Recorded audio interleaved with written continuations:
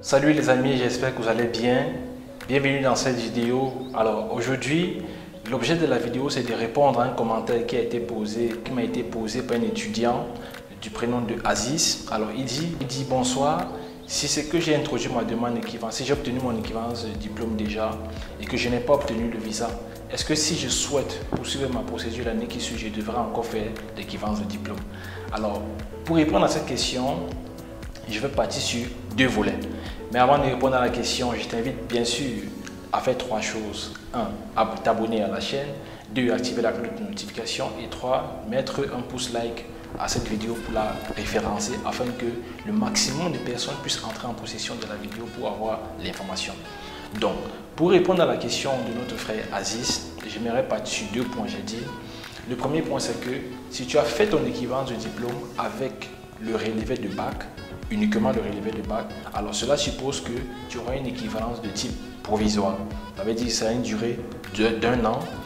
Donc, si tu n'as malheureusement pas eu ton visa, l'année qui suit, si tu souhaites recommencer ta procédure, alors tu devras renouveler ton équivalence jusqu'à ce que ton diplôme de baccalauréat puisse sortir et le compléter à ton dossier afin d'avoir une équivalence de type définitif. Maintenant, si tu as introduit ta demande d'équivalence non seulement avec le relevé de notes de bac et le diplôme de baccalauréat, dans ce cas-là, ton équivalence sera de type définitif, c'est-à-dire à vie. Tu n'auras plus besoin de le renouveler ou de refaire une équivalence. Quitte à toi seulement de peut-être, si tu veux faire une révision d'équivalence, mais sinon l'équivalence sera définitive.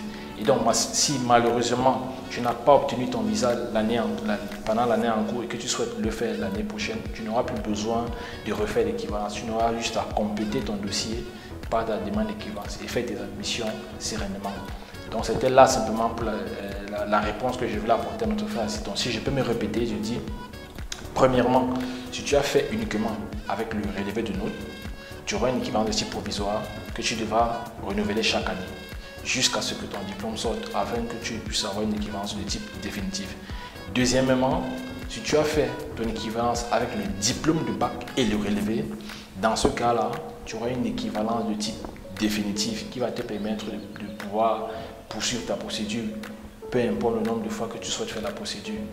Bien sûr, si malheureusement tu n'as pas obtenu le visa pendant l'année en cours, donc tu n'auras plus besoin de faire l'équivalence. Dans ce cas, ton équivalence sera à vie.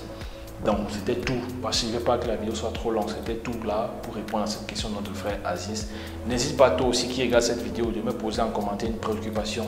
Je me chargerai également de faire une vidéo comme celle-ci pour pouvoir apporter des éléments de réponse.